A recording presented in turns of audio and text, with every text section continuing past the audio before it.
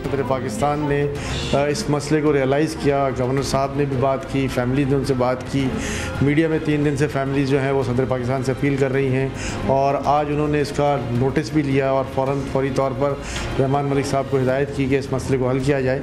तो मैं समझता हूँ कि ये एक बहुत खुशी की बात है और सही मानों में सदर ममलिकत ने अपने अवाम को सहूलत पहुँचाने का जो अज़्म किया हुआ है उसका एक और मुज़ाहरा किया है। और मैं समझता हूँ कि इन लोगों की नज़रें जो हैं वो सदर मोहतरम की तरफ लगी हुई थी। सदर मोहतरम ने उनको उनके बात का बड़ा मस्बत अंदाज में जवाब दिया और खुलकर जो है वो रहमान मलिक साहब को ये कहा कि जी इस मसले को फ़ौरन हल किया जाए।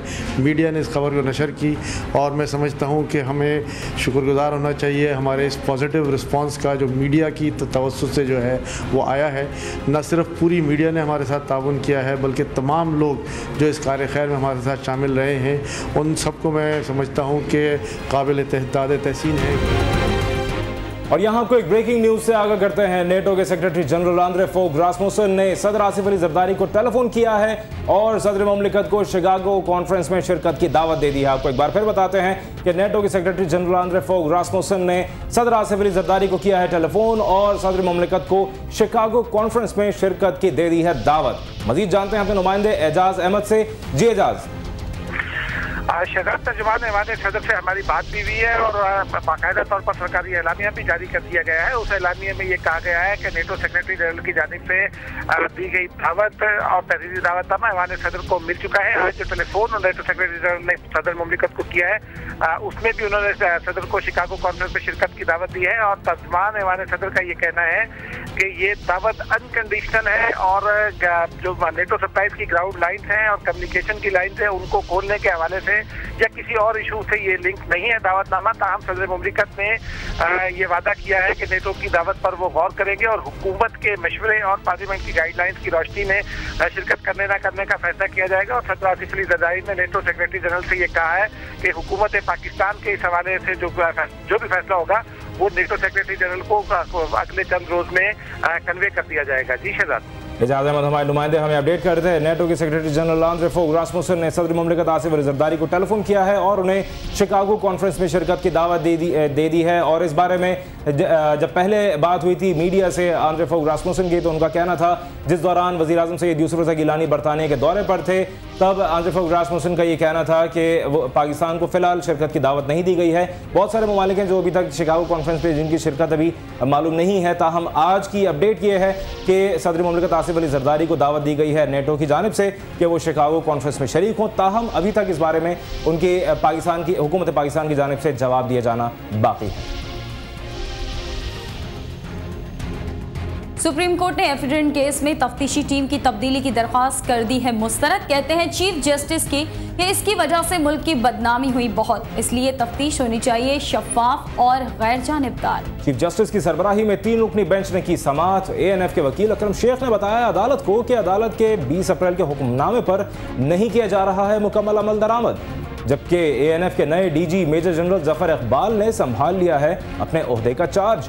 अकरम शेख और ब्रिगेडियर फहीम ने बताया अदालत को कि एफेड्रिन कोटा केस की तहकीकात कर रही है ANF, लेकिन इस दौरान वज़ीर आज़म के प्रिंसिपल सेक्रेटरी के हुक्म पर वज़ारत सेहत के 2 साबिक़ अहलकारों तनवीर अहमद और शेख अंसार के FIA ने ले लिए हैं बयान। ज़बरदस्ती और इस केस के मरकजी किरदार तौकीर और रिजवान के बारे में शक है कि वो चले गए हैं मुल्क से बाहर।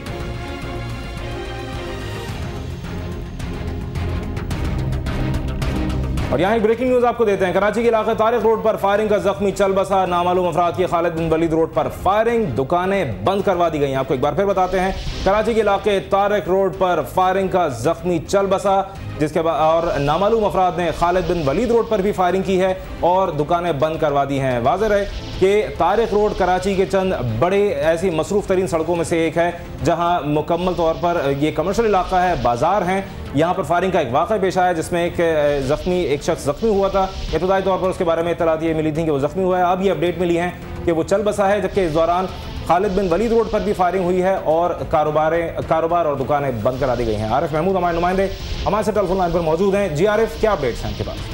रात अब से कुछ देर पहले एक वाक़या रुनुमा हुआ था जिसमें एक शख्स जख्मी हुआ था जिसका ताल्लुक एक सियासी तंजीम से बताया जाता है।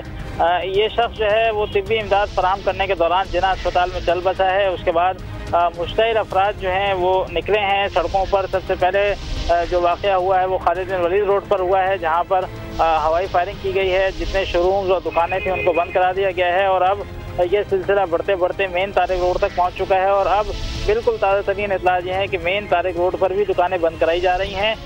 मुश्तइल अफराद जो हैं वो जब हवाई फायरिंग हुई है तो उसके बाद दुकानदार आज खुद जो है वो बहुत से दुकानदारों ने अपनी दुकानें बंद कर दी थी और आधे हिस्सा तारिक रोड का बंद हो चुका है। मजीद आधे हिस्से के लिए भी जो मुश्तइल और नामालूम अफराद हैं वो उन दुकानों को बंद करा रहे हैं। बहुत शुक्रिया आरिफ महमूद हमें अपडेट करने का। कराची के इलाका तारिक रोड में फायरिंग का जख्मी चल बसा, जबकि नामालूम अफराद के खालिद बिन वलीद रोड पर फायरिंग के नतीजे में दुकानें बंद हो गई हैं। हमें अपडेट करते हैं हमारे नुमाइंदे आरिफ महमूद।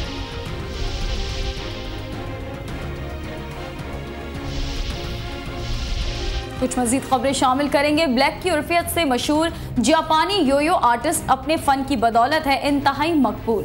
आइए उनकी महारत की एक झलक दिखाते हैं हम भी आपको।